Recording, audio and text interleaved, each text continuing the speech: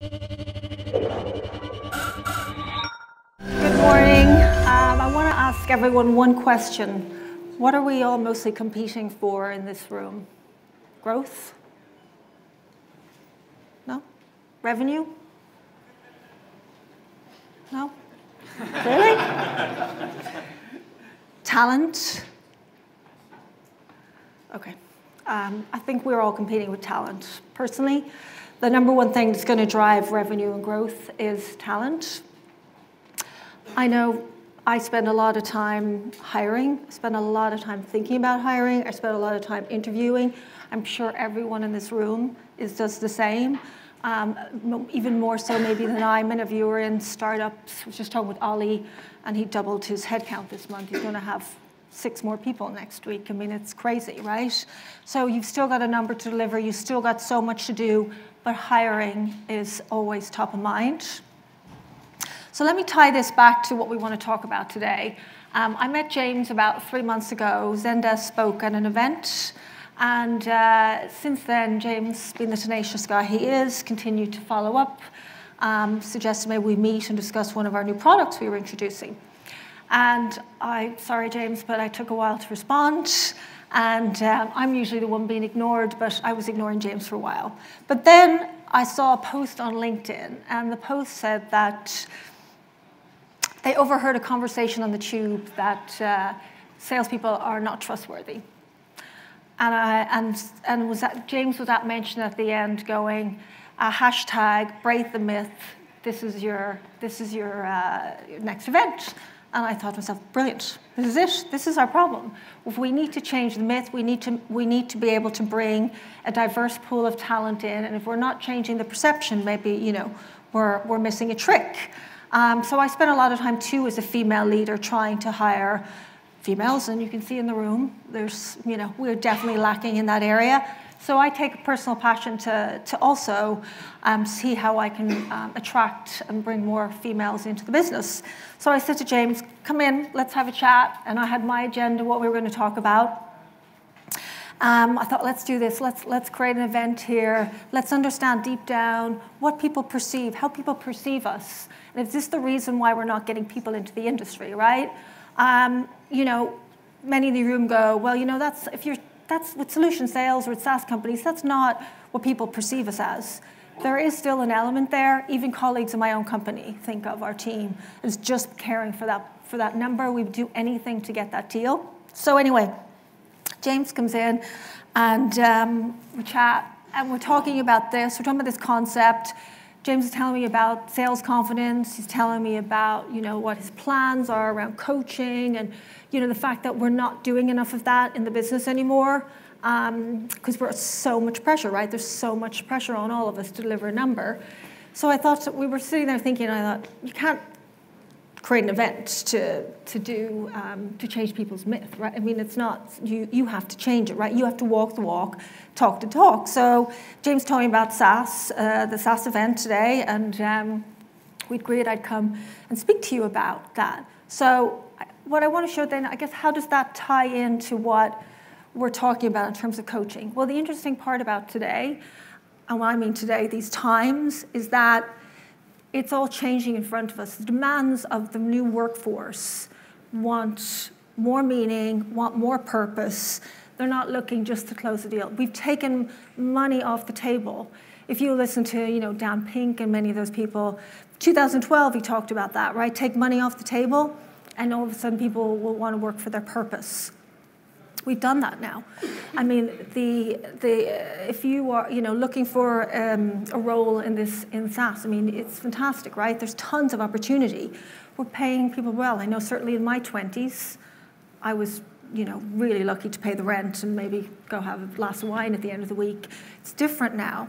The Generation Z, millennials, they want purpose. They're looking for more purpose. They want to go to a company, give them more purpose. So I want to talk to you today a little bit about what has changed and why, or maybe we're not caught up as leaders yet to manage that change, and how can we make the change. So you know, I've met many millennials in my company, and you know, many of the key things they're looking for is they want to work for a company that they want to understand what their purpose, how their purpose is aligned to the company mission. They understand what they're doing for the greater good. They want to be developed. They want to be coached. They don't want a boss. They want a coach. These are all the key things they're all looking for. And if you're not delivering them, trust me, they know exactly how you are as a leader before you've met them. Even if you're lucky enough to meet them, they'll have done their homework and they'll know how you are. There's much more that goes on in the background. It's like, as I said earlier, about buying product. Before you even meet someone, they've already decided if they're going to buy your solution or not. It's the same as a leader. Before they'll even come work for you, they know what kind of a leader you are. So this is changing. I had an interesting conversation. Completely coincidental that knew I was going to speak about this topic today, and I spent some time coaching some of the junior reps in our Dublin office, and particularly the female. I was spending some time with one of them recently, top performer, and we were talking about how we could move her up in the business, how we could develop her. Ultimately, I wanted her to come into the London team, and so we spent a series of one-to-ones over a couple of months, and then a couple of weeks ago, she was in London at our event, and she asked if she could come see me. I said yes, of course, and she said, I just want to tell you. I want to tell you first because you've taken the time. I've decided I'm not going to stay in sales. Money doesn't interest me anymore. It's exactly what's going on, right? She said, I want to give back to what I've done. I want to train others. So she was going to move into sales enablement. And this is just a perfect example of what is going on. And if we're not responding to that as leaders, we're missing a trick, right? I mean, I'm not saying they all need to leave and move into sales enablement, right? But you need to understand what is going on with the new generation. But why? I guess why are we not? Are we aware? Why are we not doing it? I mean, there's so much coming down at us, right? It's not the end of year, it's the end of quarter, it's the end of the month, maybe it's the end of the week, right? There's always a reason not to understand and spend time with your teams as you need to, because you're hiring. There's so much incoming that we have to deal with. Maybe we don't know how to coach, right? Maybe we need to be coached. Maybe we need to understand what it is to be able to do that. It's hard, right? It's uncomfortable. It's difficult. I know it's difficult. I'm not up here saying I'm doing an amazing job of this. I'm learning as well, right? So I guess back to then in terms of we know what's going on. We know what the demands are. How do we do it? How do we do it? We just need to take the step back.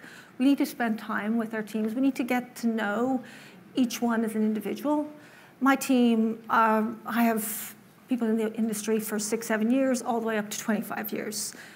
They are all wired very differently. Everybody's got different goals. Everybody's given different dreams. People have lives. Getting to understand what are their aspirations, and knowing them as an individual is key for you to be able to lead those teams. I've been at Zendesk a year, and I've gotten to know my team to a degree, and but I wanted to kind of take it to the next level, right? And how can I, I'm not a coach, right? So I probably should be coached, but where I am and the role I am, how can I do this better? So I put some time with the head of people development, and put some time in the director for about an hour, and I said, I just need, can you help me here and just be able to utilize what I already know and build on that, and use more like around the strengths rather than focusing on the weaknesses, which we all kind of tend to do.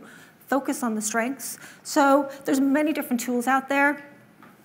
Jen had given me some ideas around, there's Gallup, there's all kinds of things around strength profiling.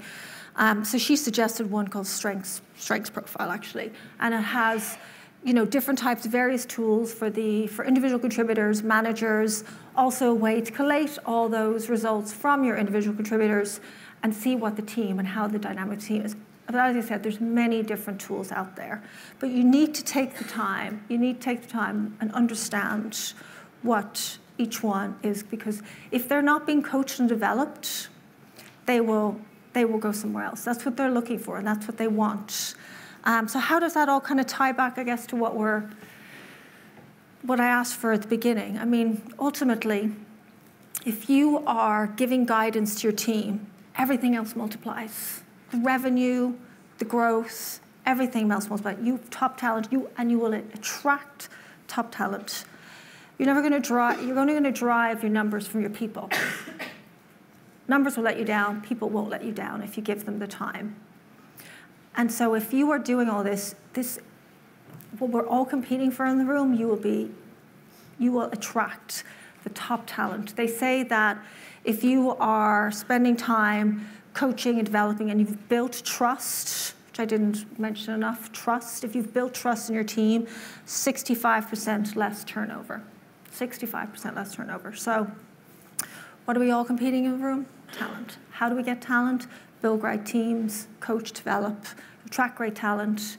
You'll also drive great revenue, drive great growth.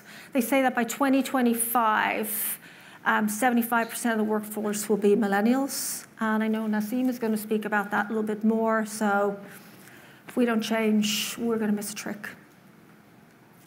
Thank you.